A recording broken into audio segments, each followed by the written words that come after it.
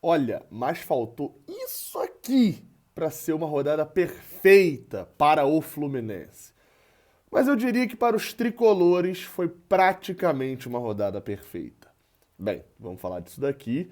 Eu sou Gabriel Amaral, sou jornalista por formação e sou tricolor de coração. Esse daqui é o canal Raiz Tricolor. Se você não conhece, não conhecia e tal, chegando aqui agora, deixa o like aqui embaixo se você gostar do vídeo. E claro, se inscreve. Se você não conhecer, se inscreve aqui no canal.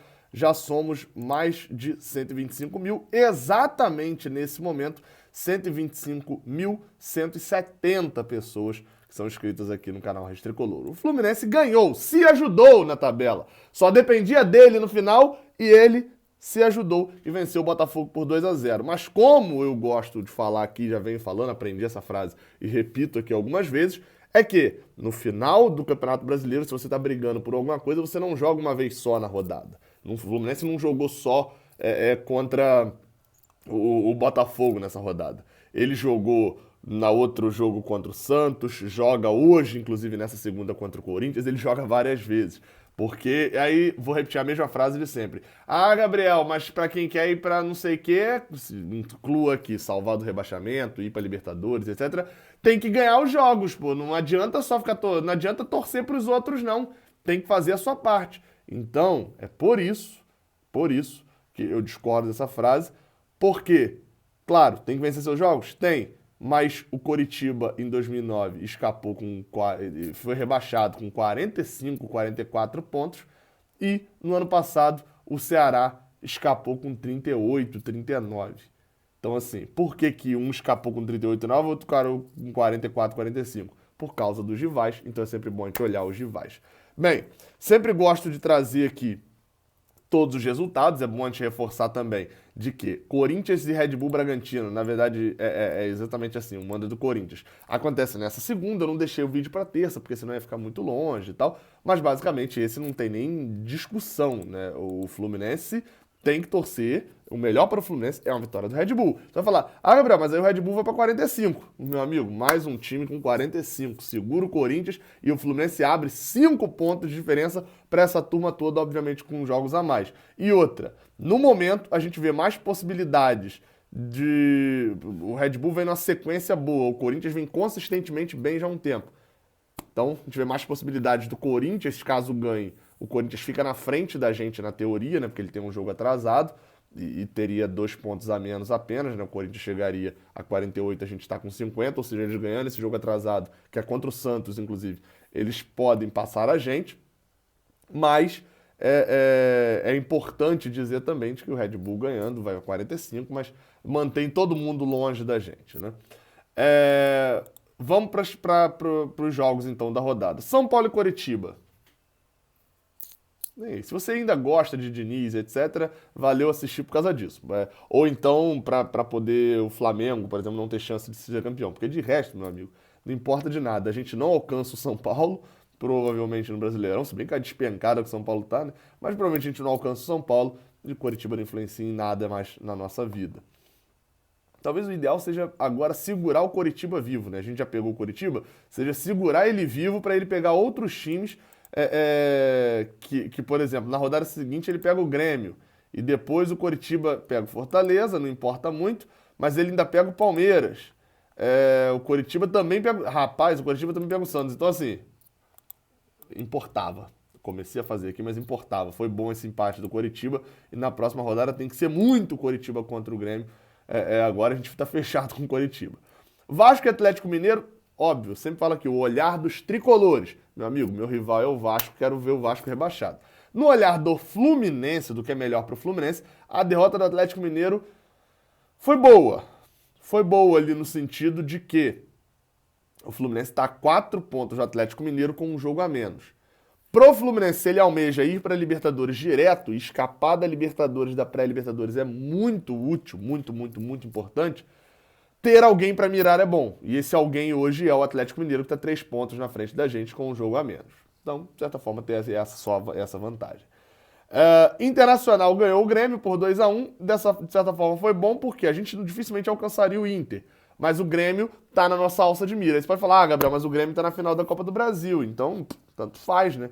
A gente Precisa, porque e se o Grêmio não ganhar a Copa do Brasil, o Palmeiras ganhar a Copa do Brasil e o Santos ganhar a Libertadores?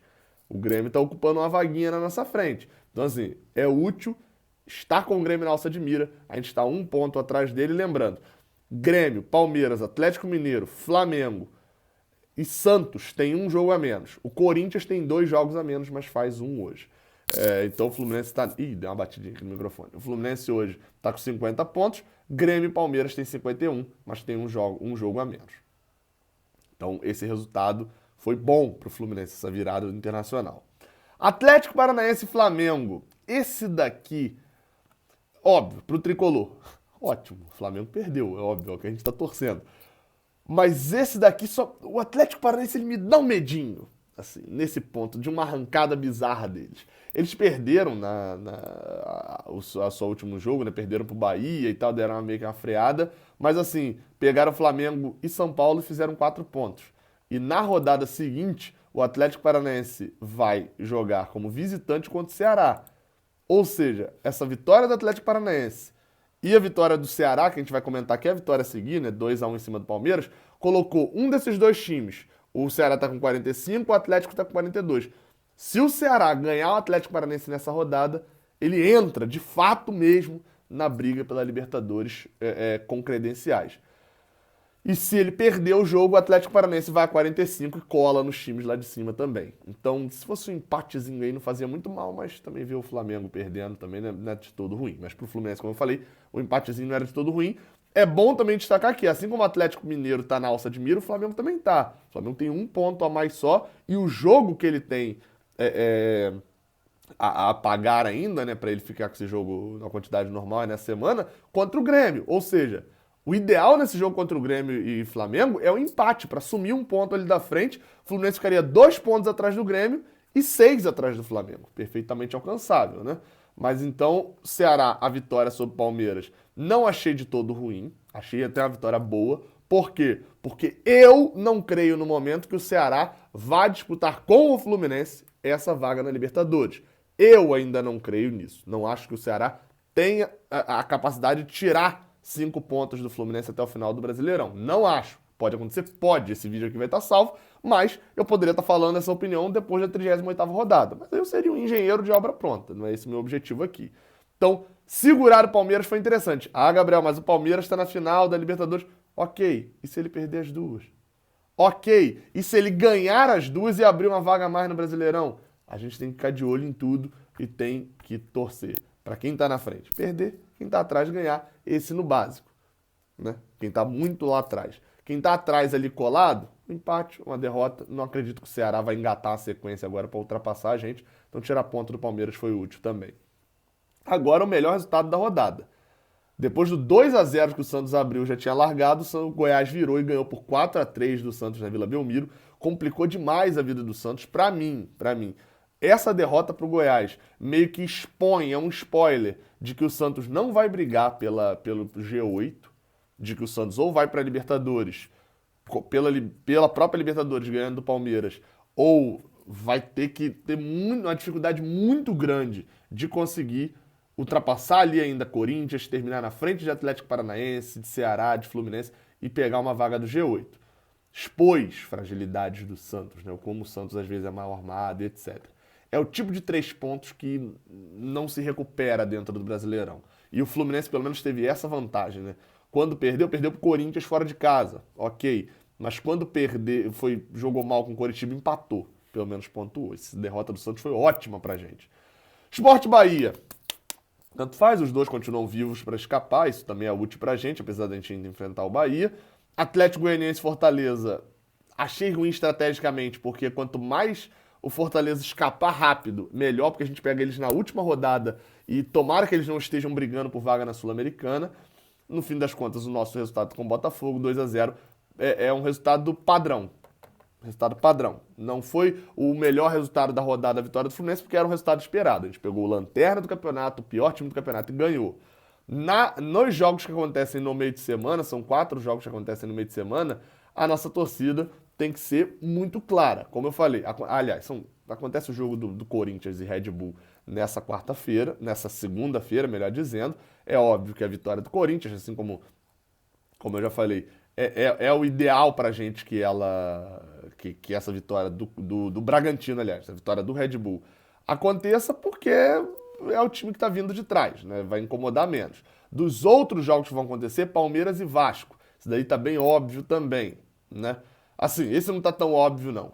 Por quê? Porque a gente não vai torcer pro Vasco escapar do rebaixamento, né? O tricolor. Pro Fluminense, o Vasco pontuar era melhor. Porque a gente tem a possibilidade, como de manter o Palmeiras com 1 ponto na nossa frente, caso o Vasco vencesse. Aí fica o dilema moral pra você. Se você topa torcer para o Vasco para poder melhorar a vida do Fluminense.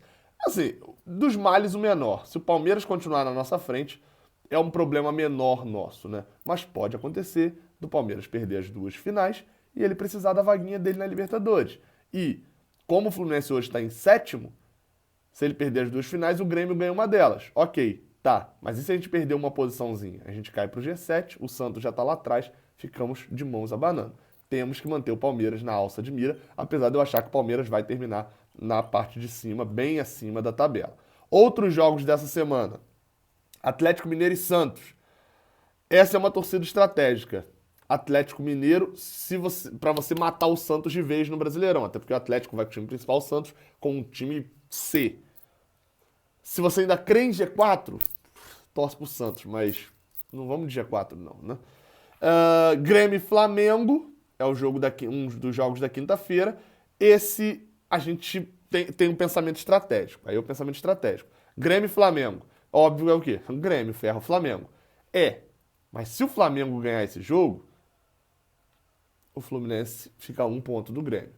Torce pro empate, que não tem erro. E no caso de Bahia e Corinthians, aí é fechado com o Bahia, isso sem dúvida, para poder também não pegar o Bahia muito desesperado e ainda seguraria o Corinthians. Se acontecem esses 4 resultados que eu falei, 5, né? A vitória do Red Bull, empate entre Palmeiras e Vasco, ou uma vitória do Vasco. Grêmio e Flamengo com empate. Atlético Mineiro vencendo o Santos e o Bahia vencendo o Corinthians. O cenário do Fluminense para final de semana contra o Goiás é perfeito. É no nível da gente ganhar um jogo já está quase na Libertadores.